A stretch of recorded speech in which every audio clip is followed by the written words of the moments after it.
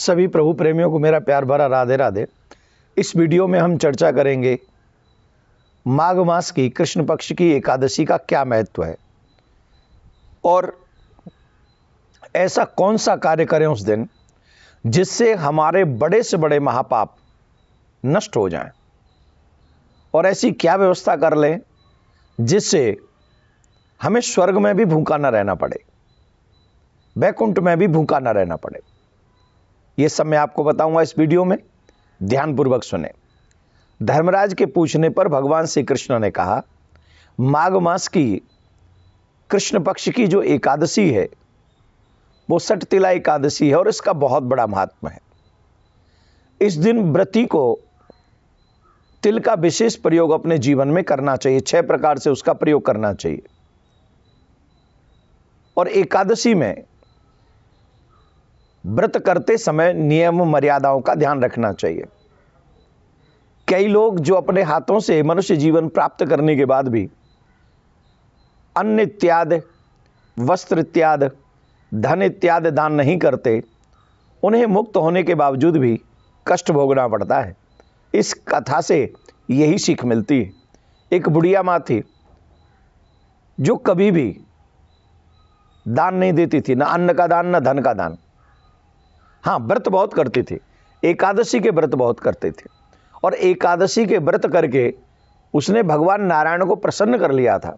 भगवान नारायण जानते थे कि इसने एकादशी का व्रत करके वैकुंठ तो प्राप्त कर लिया है, परंतु ये दान नहीं करती है, तो कोई ऐसा उपाय किया जाए जिससे ये दान करे। तो भगवान स्वयं भिक्षुक बन के आए थे, नारायण भगवान उसके यहाँ।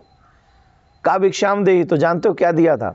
कई लोग बहुत कंजूस होते हैं, दान में मिट्टी का ढिला पकड़ा दिया था भगवान को। अब भगवान भी क्या करते, बेचारे चले गए वापस।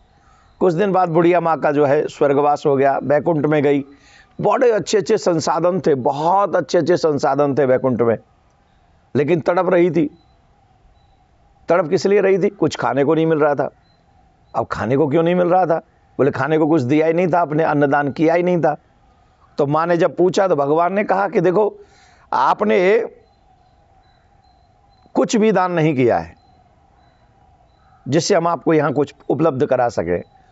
फिर भगवान ने उपदेश दिया और तिल के दान को महत्वपूर्ण बताया। तिल के दान करने से तुम्हारा यहाँ जो ये कष्ट है ये दूर हो जाएगा।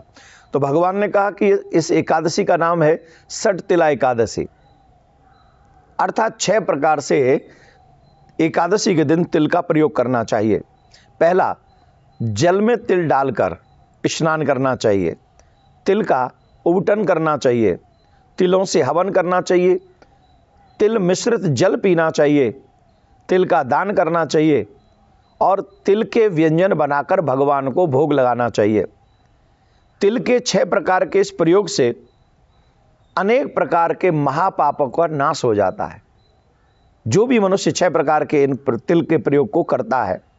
और पुराणों में एक और कथा आती है कि दालभ्य ऋषि ने पुलस्त ऋषि से मनुष्यों को पाप से मुक्त करने का उपाय पूछा था। तब पुलस्त ऋषि ने माघ मास की सटतिला एकादशी का महत्व बताया और उन्होंने कहा कि इस दिन उपवास, जागरण, तिल से हवन, दान करना चाहिए तिल का।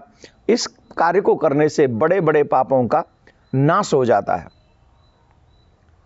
तो इस सटतिला एकादशी का व्रत हम 14 तारीख को रखेंगे, 14 जनवरी को, और इसका पारायण का जो समय होगा वो पारायण का समय होगा 15 तारीख को। वो मैं आपको बताता हूँ।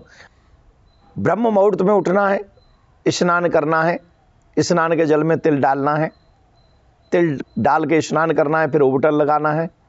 हम तो कह रहे तिल के लड्डू बना लीजिए, भगवान को भोग लगाइए, है ना। हवन कीजिए, तिल से हवन कीजिए और दान भी थोड़ा बहुत कर दीजिए, आदि आदि ये सब 6 प्रकार से प्रयोग कीजिए। तो स्नान के जल में भी तिल डाल लें, फिर संकल्प करें। संकल्प करने के बाद में एकादशी का व्रत करें। व्रत में ब्रह्मचर्य का पालन करें, सत्य बोलें, झूठ नहीं बोलें, क्रोध नहीं करें, जागरण करें। एक और विशेष बात, एकादशी के व्रत में प्रेम पूर्वक भगवान का पूजन करते हुए हमें यह ध्यान रखना चाहिए कि इस पुण्य को भी हम भगवान के चरणों में समर्पित कर दें, तो परमात्मा को अर्पण की हुई वस्तु लाखों करोड़ों गुना हमें वापस मिलती है। तो इन्हीं नियमों के साथ में आप एकादशी का व्रत करेंगे। पारायण का समय रहेगा, हम आपको बता रहे हैं, जगह जगह पर जब सूर्य जहाँ जहाँ जैसे उदय होंगे, लेकिन हम जहाँ हैं वहाँ से प्रातः 7:15 से 9:38 तक ये पारायण का समय हमारे यहाँ रहेगा। तो आपके हिसाब से जहाँ सूर्योदय थोड़ा सा होगा उस हिसाब से थोड़ा बहुत चेंज कर सकते हैं। और इसीलिए 15 जनवरी को ये पारायण का समय रहेगा। हर व्रत में कथा अवश्य सुननी चाहिए। व्रत करके मतलब भूखे रह के सिर्फ और सिर्फ हम लोग ये सोचे कि अब कोई हमारा व्रत हो गया, नहीं। व्रत करें, व्रत की कथा सुने और ज़्यादा से ज़्यादा भजन स्मरण करें, तब एकादशी का फल हमें कई गुना होकर मिलता है। प्रिया कांजू आपकी मनोकामना पूर्ण करें, जो भी आप चाहते हैं एकादशी के व्रत से आपको प्राप्त हो, ऐसी प्रार्थना आप सबके लिए है। राधे राधे।